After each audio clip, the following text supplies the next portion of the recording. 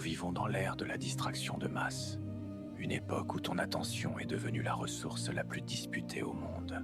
Si tu es pauvre, si tu es moyen, si tu stagnes, ce n'est pas parce que tu manques d'idées, c'est parce que tu as perdu la capacité de diriger ton esprit vers un point unique jusqu'à ce qu'il brûle. Chaque application sur ton téléphone est conçue par des psychologues comportementaux pour briser ta volonté. Ils étudient les circuits de la récompense dans ton cerveau pour savoir exactement à quel moment t'envoyer une notification. Ils veulent ton temps, parce que ton temps, c'est leur argent. Le guerrier doit comprendre une vérité brutale. Si ton attention est à vendre, ton futur est à vendre. Regarde autour de toi dans le métro, au restaurant, dans la rue. Des zombies, des gens dont le regard est aspiré par un rectangle de verre. Ils n'ont plus de pensée propre, ils ne consomment que des pensées mâchées par un algorithme. Ils pensent être libres, parce qu'ils peuvent choisir quelle vidéo regarder. Mais ils sont les prisonniers d'une prison sans barreaux. Le focus n'est plus une simple compétence de gestion du temps. C'est une déclaration de guerre contre la médiocrité. Sans focus, tu n'es qu'une feuille morte, emportée par le vent des tendances. Avec le focus, tu es un laser, et un laser peut découper l'acier.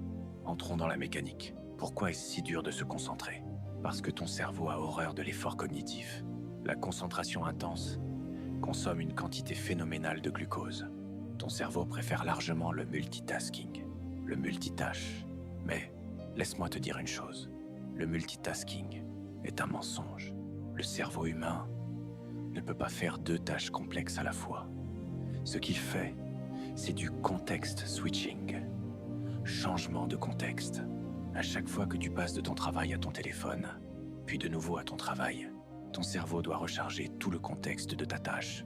On appelle cela le résidu d'attention. Une partie de ton esprit reste bloquée sur le dernier message que tu as lu, sur la dernière photo que tu as vue. Résultat, vous travaillez à 40% de vos capacités.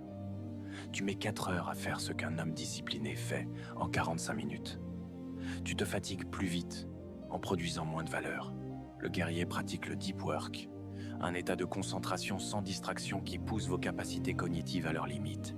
C'est dans cet état que se crée la myéline autour de tes connexions neuronales. C'est là que tu deviens meilleur. C'est là que tu deviens expert. Le deep work est le seul moyen de produire une valeur que le monde est prêt à payer cher. Si tu fais ce que tout le monde fait travailler de manière distraite, tu seras payé comme tout le monde. Une misère. Si tu maîtrises la concentration profonde, tu deviens rare. Et ce qui est rare est cher. On ne négocie pas avec son environnement. On le domine. Tu ne peux pas avoir de discipline dans un environnement chaotique. Si tu travailles dans un endroit où n'importe qui peut t'interrompre, où ton téléphone est à portée de main, tu as déjà perdu la bataille. Tu dois construire ton sanctuaire. Zéro électronique non essentiel. Ton téléphone ne doit pas être dans la pièce. Même s'il est éteint dans ta poche, ton cerveau consacre une partie de son énergie à inhiber l'envie de le regarder. Mets-le dans une autre pièce. Éteins-le, le rituel d'entrée. Ton cerveau a besoin d'un signal pour savoir qu'il passe en mode guerre. Une playlist spécifique, une tasse de café noir, une certaine lumière. Répète ce rituel chaque jour, jusqu'à ce que ton esprit se verrouille automatiquement dès que tu l'exécutes. L'annonce du silence fait comprendre à ton entourage que pendant tes blocs de focus, tu es mort. Tu n'existes pas. Aucune urgence ne justifie d'interrompre un bloc de deep work, à part un incendie. Travailler dans le silence est une forme d'ascétisme moderne. C'est là que tu rencontres tes propres doutes, tes propres peurs, et que tu les écrases sous la force de ta volonté. Le sanctuaire est l'endroit où tu transformes tes rêves en chiffres, en mots, en codes, en argent. Le temps n'est rien sans l'intensité. Je préfère un homme qui travaille 90 minutes avec une intensité de 10 dixièmes qu'un homme qui travaille 12 heures avec une intensité de 2 dixièmes. Le protocole de 121 t'impose des séances de 90 minutes. Pourquoi 90? Parce que c'est le temps nécessaire pour que ton cerveau entre dans l'état de flow et y reste assez longtemps pour produire un résultat massif. Les 20 premières minutes sont toujours les plus dures. C'est là que ton esprit essaie de s'échapper. C'est là que la résistance est la plus forte. Si tu passes ces 20 minutes, tu entres dans la zone. Le temps disparaît. La fatigue disparaît. Tu deviens la tâche. Après 90 minutes, votre cerveau commence à saturer. C'est là que tu dois couper. Une pause de 20 minutes, loin des écrans. Marche, respire, bois de l'eau. Puis, tu répares pour un autre bloc. 2 blocs de 90 minutes par jour de focus pur feront de toi un géant dans ton domaine en moins d'1 an. Le dernier rempart du focus, c'est ta vie numérique, en dehors du travail. Si tu es discipliné pendant 2 heures, mais que tu passes le reste de ta journée à consommer du contenu poubelle, tu détruis tes circuits de récompense. La discipline 221 est une discipline de 24 heures. Désactivez toutes les notifications, sans exception. Supprimez les applications qui ne vous servent pas. Ne regardez pas votre téléphone avant d'avoir fini votre première tâche importante. Ne regarde pas ton téléphone avant de dormir. Tu dois redevenir le maître de l'outil, au lieu d'être l'outil de l'application. Ton focus est comme un muscle. Si tu l'entraînes à être distrait toute la journée par des vidéos de 10 secondes, il sera incapable de soulever le poids d'un travail complexe. Représente le contrôle. Sois intentionnel. On ne construit pas un empire avec une santé de mendiant. Un esprit fort ne peut pas survivre longtemps dans un corps faible, flasque et intoxiqué. Si tu négliges ton temple physique, tu es en train de saboter ton ambition au niveau moléculaire. La plupart des gens parlent de discipline comme d'une simple idée mentale, mais le mental n'est que le reflet de ta biologie. Si tes hormones sont déréglées, si ton sang est chargé de sucre, et si tes muscles sont atrophiés, ta volonté sera toujours fragile. Tu seras toujours à la merci d'un coup de barre, d'une baisse de morale ou d'une flemme monumentale. Le guerrier 220 voit son corps comme une machine de guerre qu'il doit entretenir avec une précision chirurgicale. Pourquoi? Parce que la confiance en soi n'est pas une pensée magique. La confiance en soi est une réponse chimique à la compétence physique. Quand tu es capable de soulever des charges lourdes, quand tu es capable de courir 10 km sans t'arrêter, quand tu regardes ton reflet et que tu vois un corps sculpté par la douleur volontaire, ton cerveau reçoit un signal clair. Je suis dangereux, je suis capable, je suis prêt.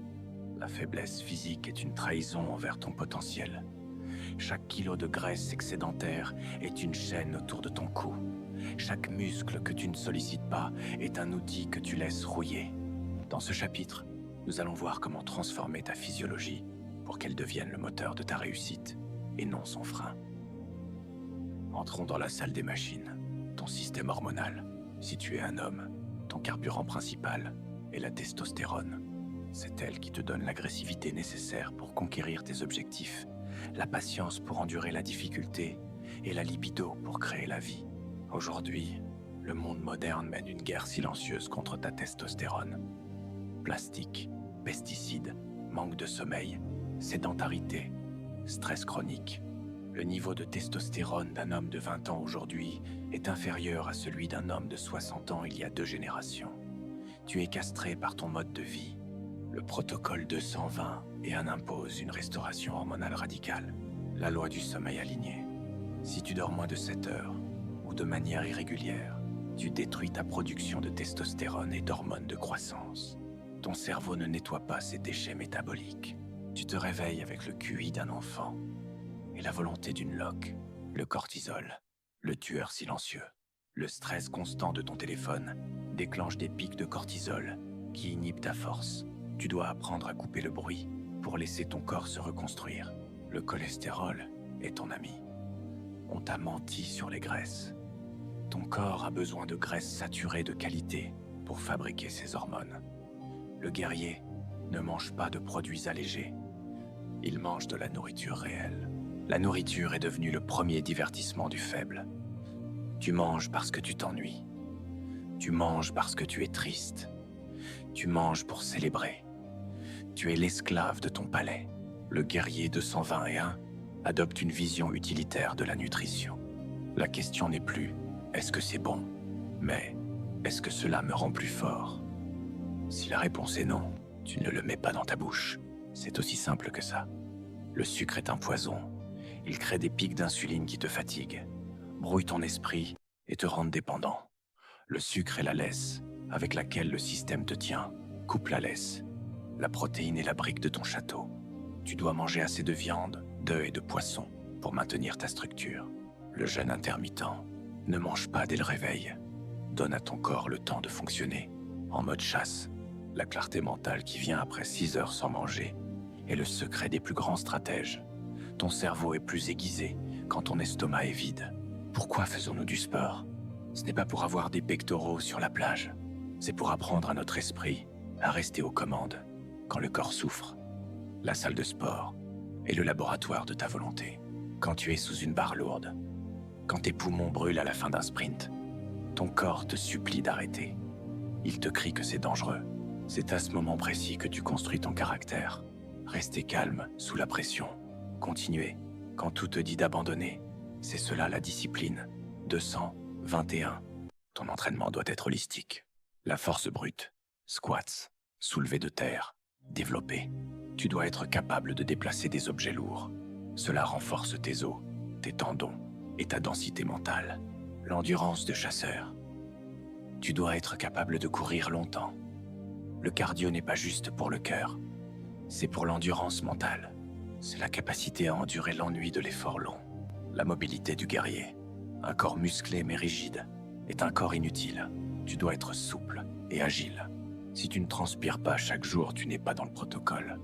La sueur est la taxe que tu payes pour avoir le droit de réussir.